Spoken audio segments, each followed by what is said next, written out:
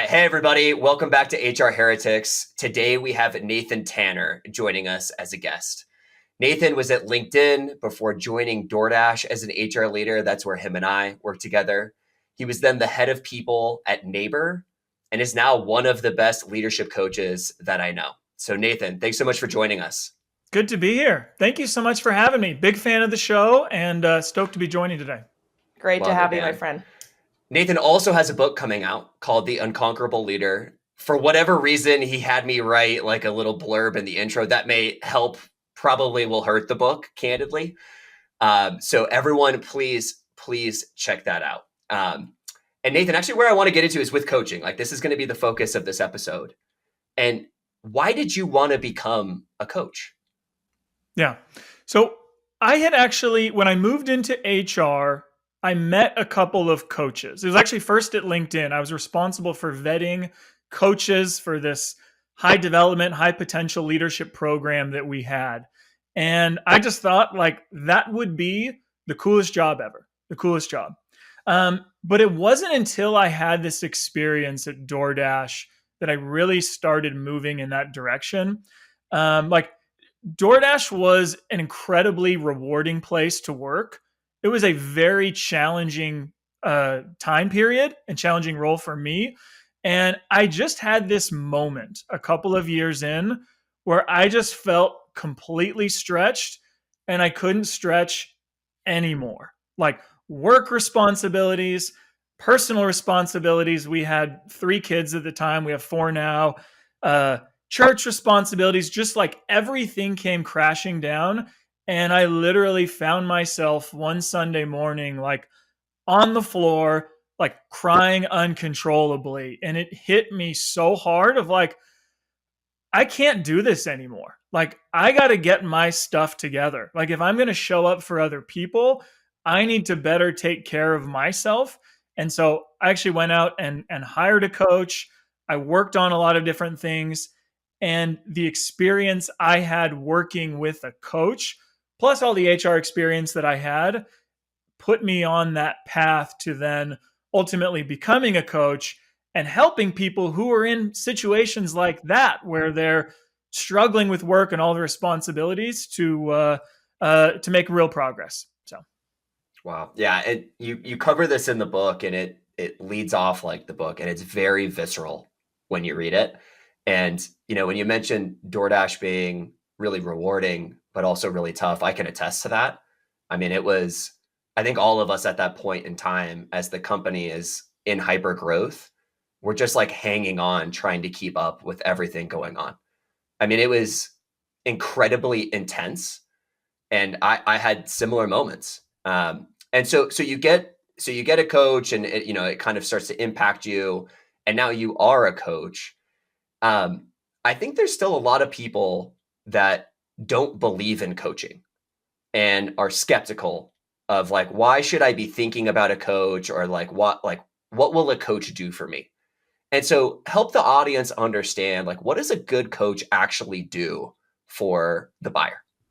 yeah.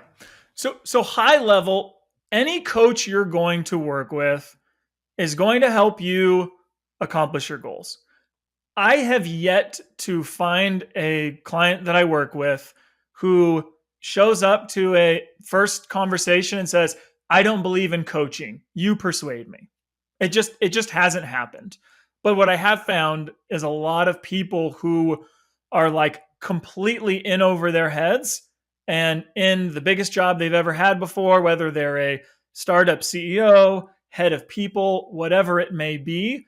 And they're like, something needs to change. Going back to that experience I had where I'm like on the floor breaking down, like something needs to change. And so I spend a lot of time with people up front, like, let's discuss that. Let's have a conversation. I ask a lot of questions to better understand what drives people, what motivates them. We identify goals that we're going to accomplish together. And then we make real progress on those goals. There's a lot of questions that I'm going to ask of people to get at the root of what's challenging them, how they want to grow. But then there's also this advice component that I bring that I think can be really, really valuable as well. Yes, thank you for that, Nathan. I have a question. We've talked a lot on past shows around the slippery slope, right, between our roles in HR or even your role and what you're doing and like the therapist role, right? And you said a coach helps you achieve your goals. How do you balance what I'm assuming can be a slippery slope when now you're their therapist and you're going down a whole nother like bag of tricks? And I can just imagine that. And it might even be more intense with what you're doing versus what we've done in operating roles in a company where it's Yeah. kind of there's more, the atmosphere is less one-on-one, neutral third party. I'm assuming that might be a thing that you've experienced.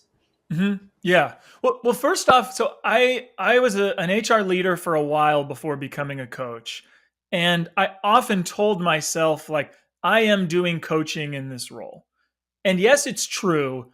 But if you work for the company and you're like the HRBP leader to an executive or even the head of people, you're working with the CEO, it is a very different relationship than Yes. someone who has been hired from outside of the company to come in and work with them. And so the level of vulnerability I get with the clients that I work with is 10x what any leader at DoorDash, Neighbor, LinkedIn was going to give me. And so I think because of that, like at times I do kind of play the role of therapist a little bit of like you need a place to go to that like you can't go to with your investor, with a board member, with your leadership team, like with a spouse or significant other. And so I certainly play that role, but it's only to the end of being very actionable. Like you can vent, you can complain, all of that, but ultimately it's like, okay, well, what are we going to do about this? How are we going to push you forward so that you can lead more effectively? I agree. It's really interesting. We could pull a thread on that topic because what you just said resonates really deeply. Is like when you're getting paid by the company as an employee, the level of vulnerability just isn't the same as when someone is from like the outside that's not a W-2. It's just such an interesting dynamic for me of like why that exists. But like, let's set that aside for a Yeah. second. And if I may, Nolan, the level of pushback that you can give when you're an employee at the company is different. Like I'm going to push on the leader to an extent, but ultimately, like my job's kind of on the line. Where right now I'm a coach, I'm working with 13 different clients. You think I'm an idiot, I push you too far, you fire me. Okay, cool. But like you are paying me Hmm. specifically to do this job. And so like I can push you and I can say things to you that someone who is in an HR leadership role may not be able to get away with. Mm. I have a question on that, just because I've experienced it internally, right, in my days at Yahoo, et cetera. I mean, I feel like every executive had a coach, right? And we're like, who are these people? They're coming in, they're wearing suits and ties, and they have their briefcases, and Totally. like, and some people just very much dislike them off the bat because of that. And I remember actually having really great experiences working as a trio, right, with that coach, with the leader, and then myself, providing different angles of context and conversation. My spicy question is how do have you worked with HR leaders internal with maybe an Yeah. executive you're coaching, and when has it gone really well and when did it like totally fall apart and it was a shit show? I'd love to hear from your side because I've only Yeah. seen a couple. Yeah, Couple. the relationship between coach and HR leader is critical because I'm having sessions with these people probably once every 2 weeks. And, I'm interacting with them outside of that. But unless I'm doing an observation, like they're sending me a recording of them in a team meeting or something, like I'm not seeing them in all of the different ways they're showing up. And so I'm very reliant on HR leaders of like, okay, tell me more about how this person is showing up. Like I want that feedback because there may be a perspective I'm not getting from that individual. And so Yeah, but how do you close that the loop though on the other side? Right? So there's like the front end side of the data for you to help the person, but then there's like this intimate conversation that you're having with the person. And how much of those details can you share with the HR leader? yeah. So I commit to the clients I work with, everything we're going to discuss is confidential. But there are various touch points throughout that, like, I am going to make sure the company gets that information back, but it's going to be through them. So for an example, I do 360 assessments with almost all of my clients, and I have them put together an executive summary or a development plan that is going to be shared with the manager, with the HR leader. Like, they need to know what we're working on and what progress we're making. I'll also often have, every 3 months check in with me, the client, and whoever the stakeholder is. Maybe it's the CEO or an HR leader. It kind of depends on the role that they're in. And the three of us will sit together and discuss their development. So it's not, the HR leader pulling me aside and like, hey, what are you seeing from this person? Are they actually growing? And to go back to Kelly's question, that's where things go bad, when that line of communication has broken down and people are coming to me of like, hey, are you seeing progress? What's going on? And I'm like, remember when we like set aside the rules of engagement? That's not how we're going to operate. Let's all come together. And so that level of trust at times, I think, can break down between the client and the organization and me. I've gotten better up front at setting those expectations, but it's still important for everyone to be aligned there. Mm-hmm. And what erodes that trust the most? Like, let's just peel that back a little bit. Like, what causes that? Are there moments or events or things that happen that kind of trigger antitrust, if you will, or what's the story you're seeing?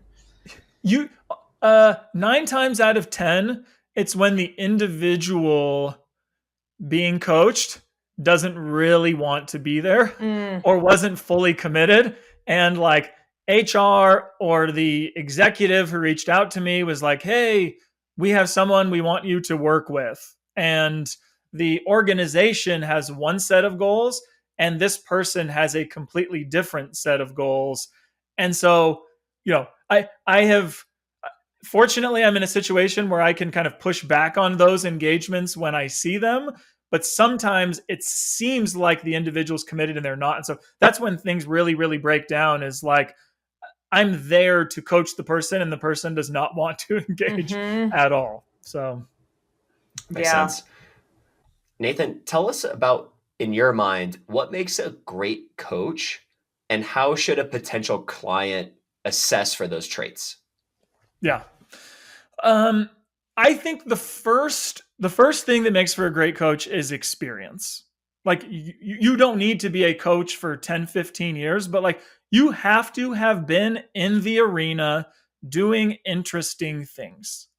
Like, I think being an HR leader is a great place to go. Any sort of operator where you're like at board meetings, in the conversation when like really meaningful topics are being discussed, like that level of experience where you felt that weight and you feel like you might be like breaking down or really challenged, that I think is really important. And a lot of coaches don't have that, which we can come back to in a second. So like, that's it. The second piece I would say is training.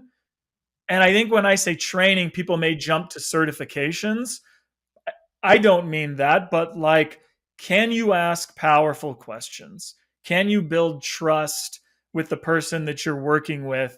Do you know when to like, have you been trained on like how to call BS when you see it? And some of it may not require training. Some of that may be just skills developed, throughout one's career. I think empathy and intuition are also very important, of like, when do I go tactical and focus on, developing leadership skills?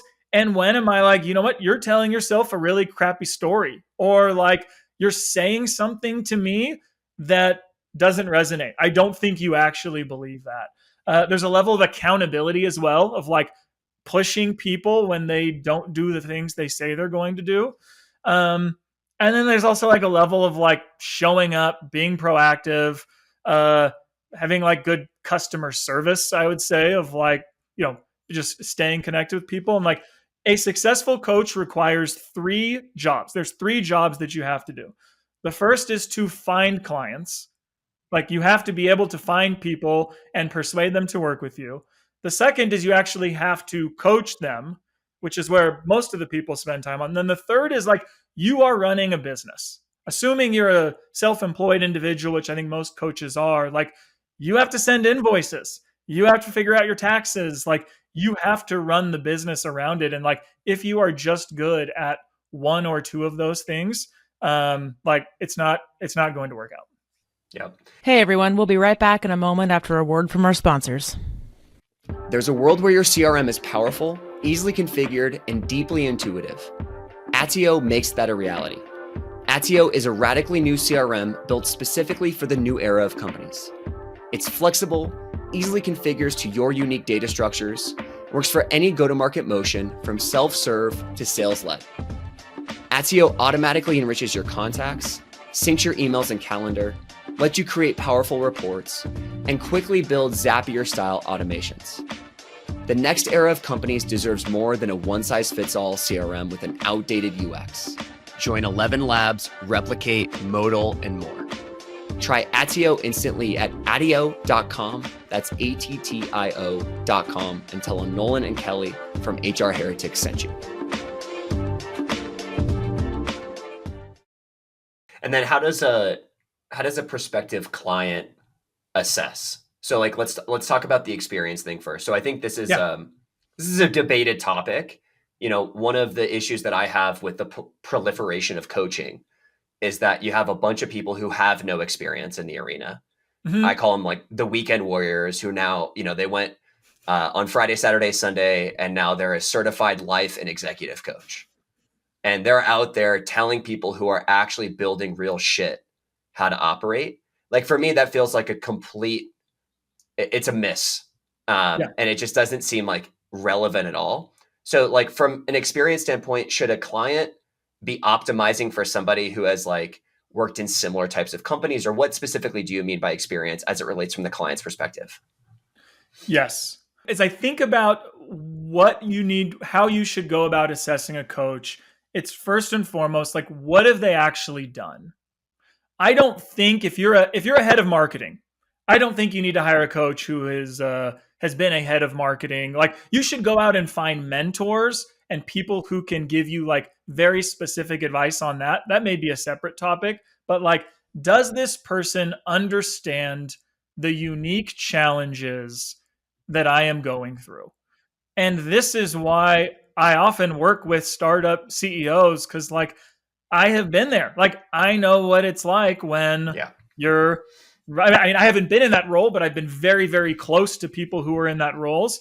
And like, the weight startup CEOs carry are like 10x heavier than the head of people or in other roles. And so like, you know, you need to be in the arena. Have you operated at that level? Do you know the environment? And so like, if you've only been at Fortune 100 companies, or if these coaches have only worked with that and you're a startup CEO or, you know, something like that, like, it's probably not going to be a good experience because they just don't know you and understand you. Anyway, I can get into a couple of other areas, but anything more on that one?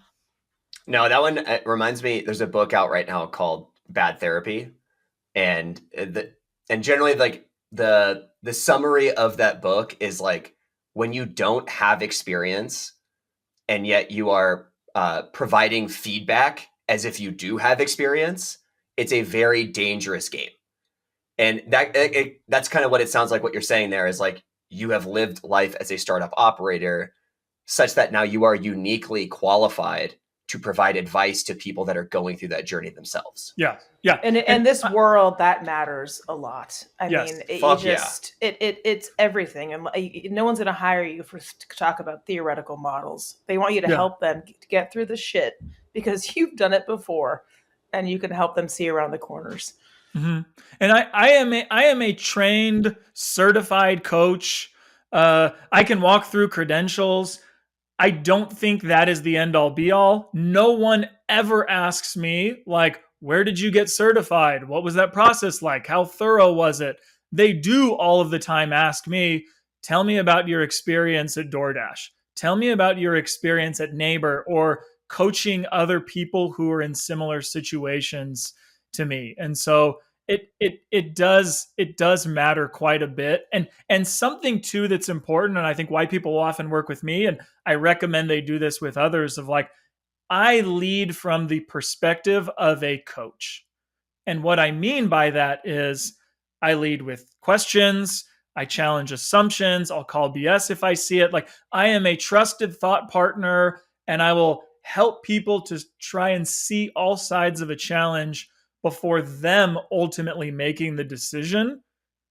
But I will like take off the coaching hat and provide advice when people are ready for it and say, this is what I've seen at past companies. This is what I've seen with other clients of mine.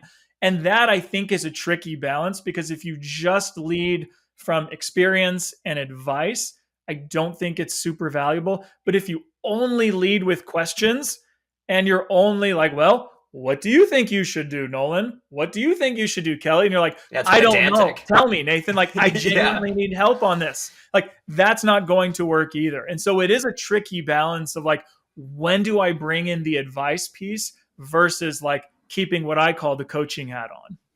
Yeah. It requires like a nuance and intuition that only comes from, I think, operating experience. Mm-hmm. Yeah. Okay. Absolutely. Okay. So,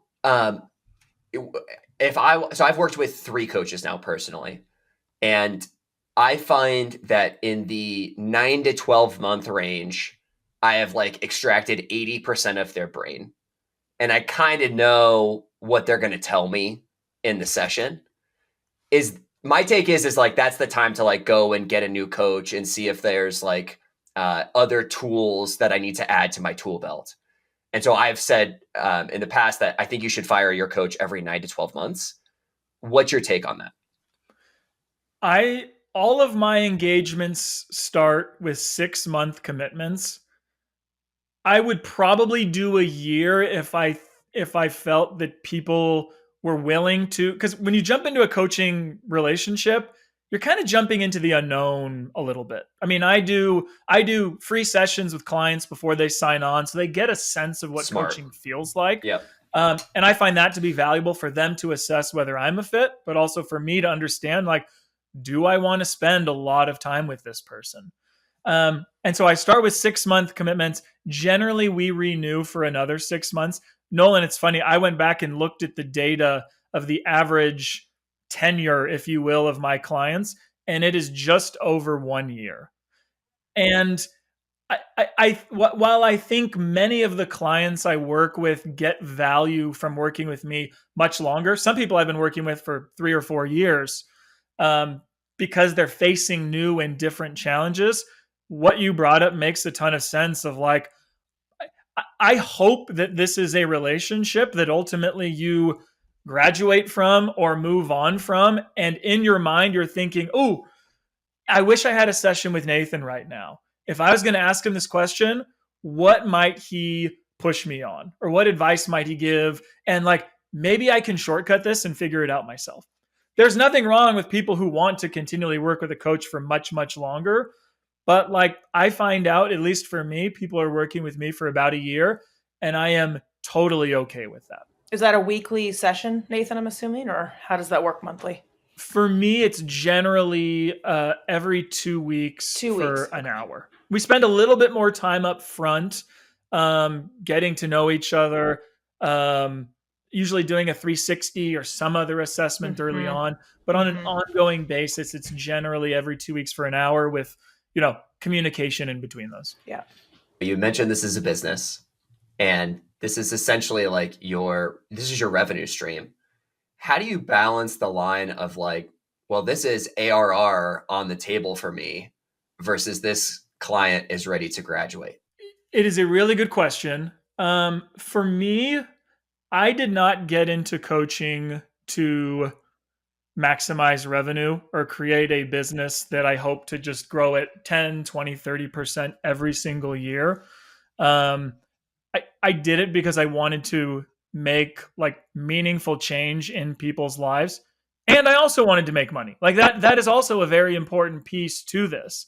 And so I think it's important to like gradually have, a steady generation of new clients, and that's important. I think if you're a good coach, that is going to happen, where like your clients are referring you to new people.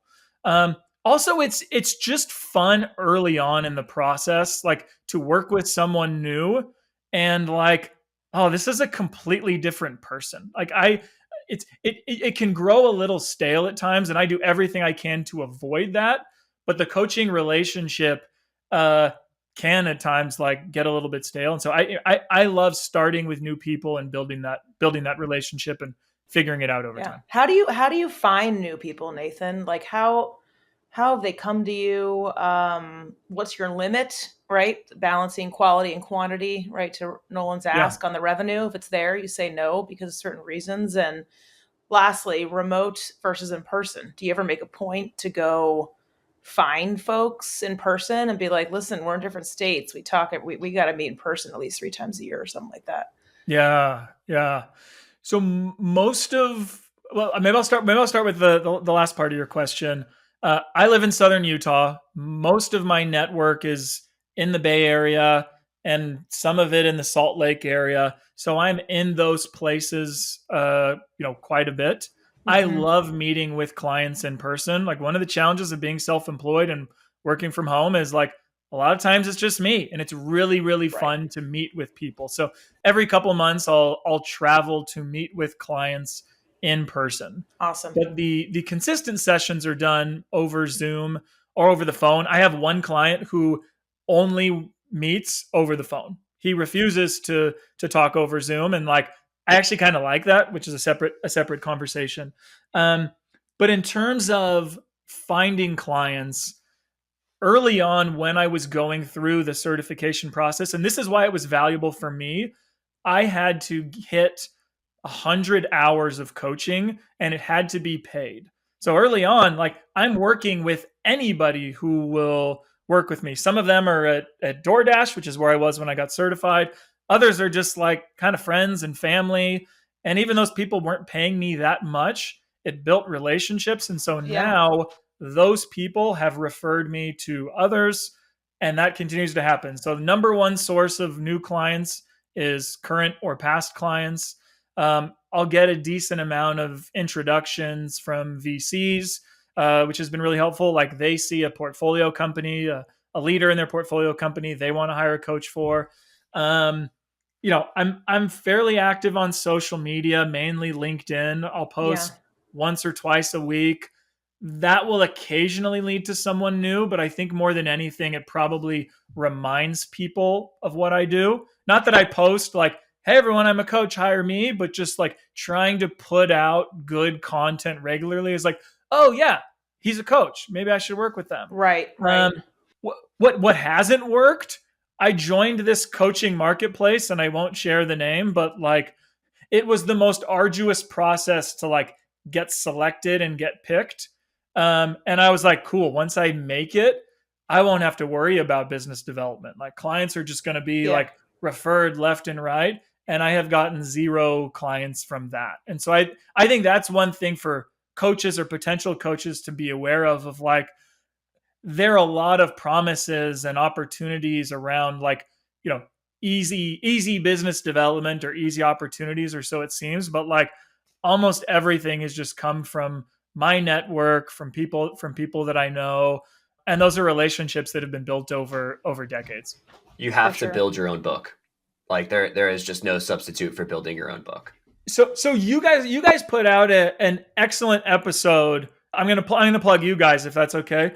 An excellent episode on networking, and if you have not listened to that, go back and do it. I think it's something that we have missed the last few years of kind of like COVID and post COVID of like easy jobs, you apply and you get it. Like we have underinvested in networking and building relationships and staying in touch with people that we like, and like that is really really critical. It's so funny you said that, Nathan, because I was just thinking about that episode in my head right before you said it. But I can't tell you again, even now. I mean, I had someone last week say, "Hey, we worked together like 8 years ago. I'm in this new role. can you help me like once a Yeah. month, something like that, right? And all these folks are now leaders from 15 years ago, and they remember you from these companies, and or you help someone just altruistically. It's probably one of my biggest passions in this industry. So Definitely. Amen. Definitely. All right, Nathan, let's continue with the economics of coaching. So talk to us about, like, when you were a W-2 employee, you're making a good tech salary, and then you go become a coach. Like, what were your expectations and what is actual reality for you? Okay. Yeah. Let me preface that with this. This is a very uncomfortable thing to talk about. And as I share this, you may get uncomfortable. I am uncomfortable talking about this. I'm happy to do it because I think that this is a black box for many people. Like we just don't know what people make in various roles in various industries. And so for me, when I was at DoorDash, the salary I had around the time I left was $240K. That was cash comp, that excludes equity. I left DoorDash and I joined a startup. I was optimizing for equity. So I took a cash comp, which was much less. And when I launched my coaching business, my goal was like, okay, I'm not trying to optimize for income, but there is a certain level I need to make to like take care of my needs. And so very first client that I worked with, this is before I made the jump, was a 3-month engagement for $1,500, 3 months. I made the kind of which isn't that much. And if you're building your business on engagements like that, it's not going to work. But that engagement led to lots of others. And so I think one of the things you didn't ask is like, what should you be doing now if you ultimately want to launch a coaching business or consulting business? And that is to start doing it on the side and start getting comfortable and familiar with charging people money, even if it's not ultimately, what you're going to. So, January through July of 2022, while I was doing this kind of on the side, during that 7-month period, my business did 22K. In August of 2022, I made the full-time jump into coaching. And during the last 5 months of that year, I did 120K. So for the year, I was around 142. 2023 was my first full calendar year being a coach. And the business did 335K that year, which quite frankly, I was really, really happy with. My goals were much lower because like the first year, I'm like, I don't even know if I can do this. I'm going to set aside enough savings to figure it out. And like, I want to do this. I hope we can do this, and let's go for it. 2024 may be lower than 2023. Q1 was better than any quarter I've had in the past. Right now, we've talked about the book a little bit, but like I'm really focused on like making the book as successful as possible. So I've actually reduced the number of clients. I had 16 was my peak. Right now I'm at 11, and that's somewhat intentional. So anyway, happy to go into a little bit more, but that's kind of the for me how I've thought about it.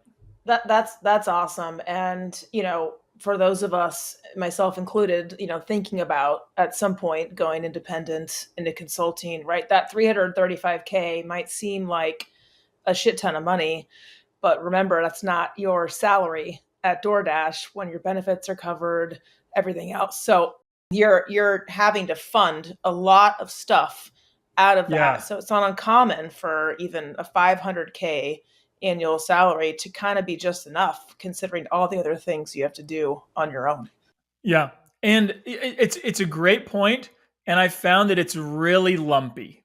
So I often will charge clients the full kind of 6-month fee up front.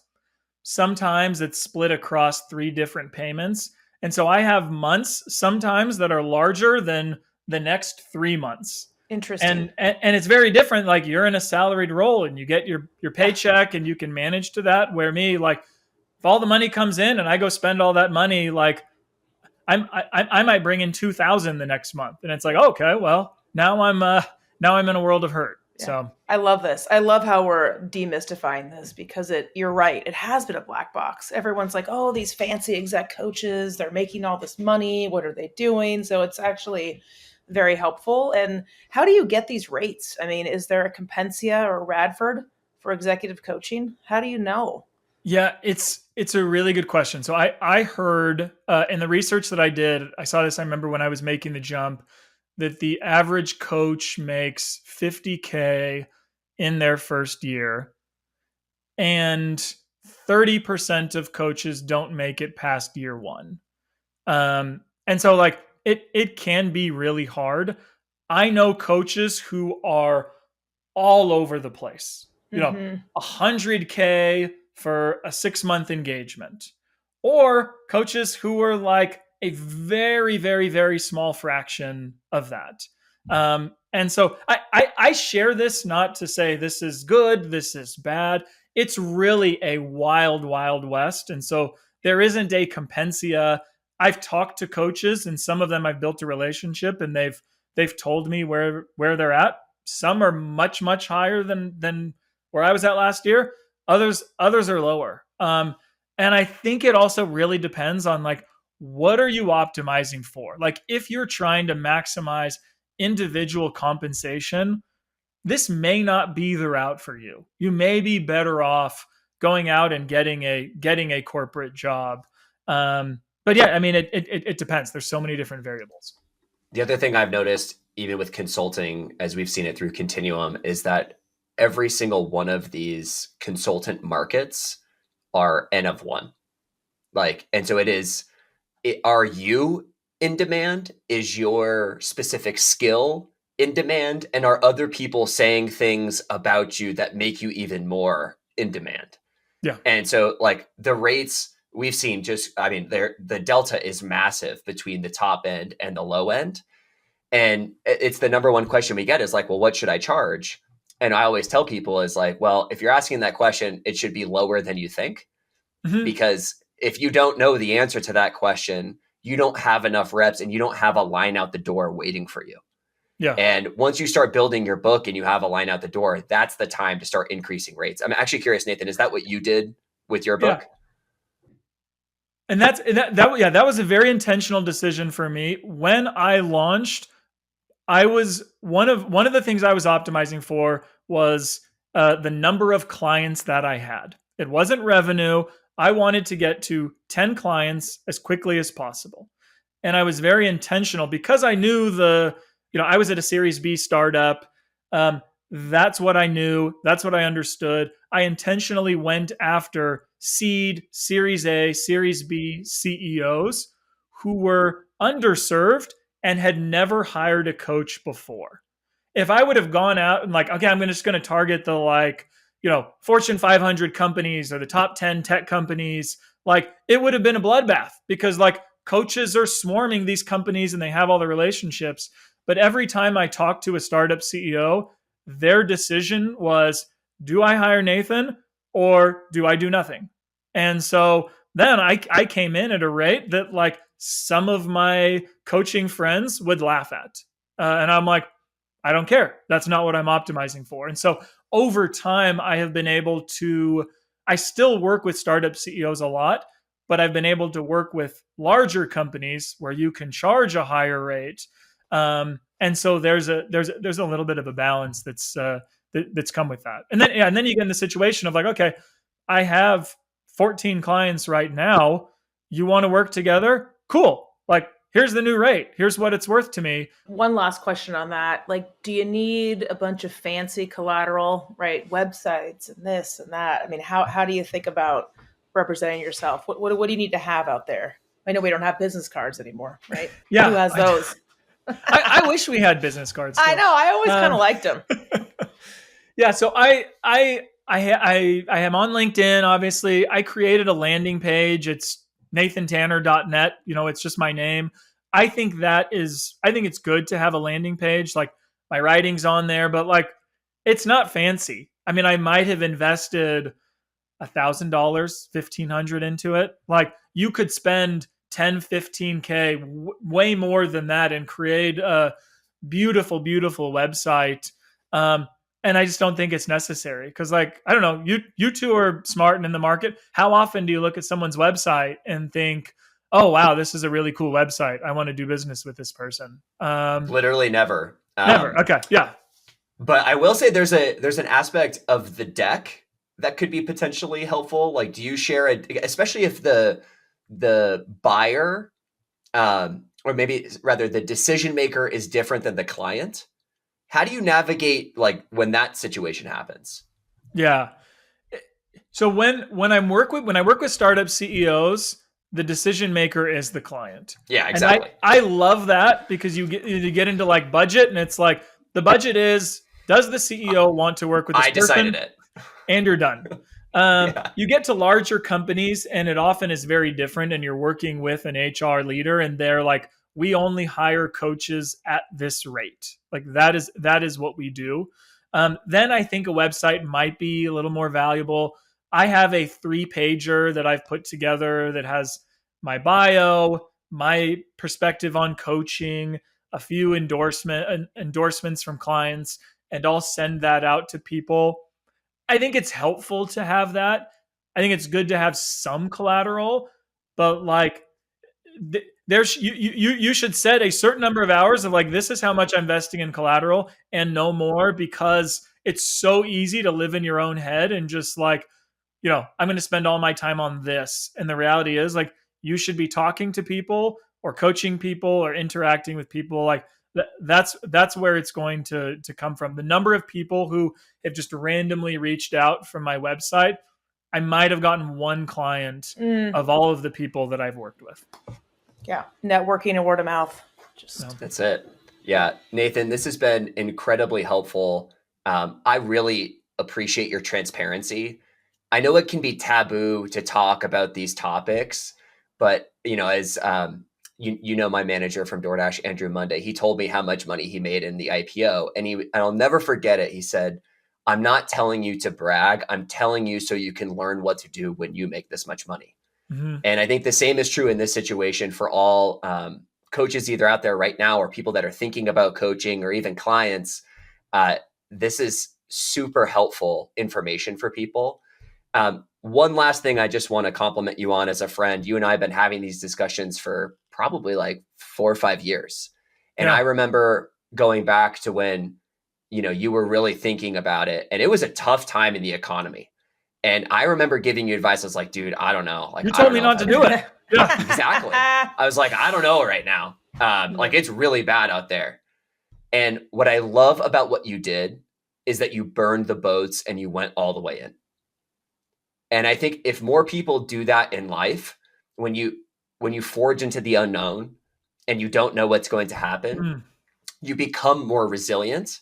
Yeah. And in your case, you have seen success, and obviously it is because you've burned the boats. But even if you don't see success, burning the boats, I think, teaches you a lot about yourself. And so it's been really fun as your friend to watch your journey. I appreciate that. I appreciate that. Yeah. I've tried to play the long game. And I think this is a space, probably any space, but especially this one, you have to play the long game. You can't be needy. Like the client needs to need the coach more than the coach needs the client. That's the only way it's going to work. But anyway, I really appreciate that. Well said. Well said. Thank you, Nathan. This is awesome. Appreciate the time, man. Okay. All right. So have a good one. HR Heretics is a podcast from Turpentine, the network behind Econ 102, Moment of Zen, and Turpentine VC. Subscribe, 5 stars, share it on Apple, YouTube, Spotify, anywhere you get your podcasts, all the things.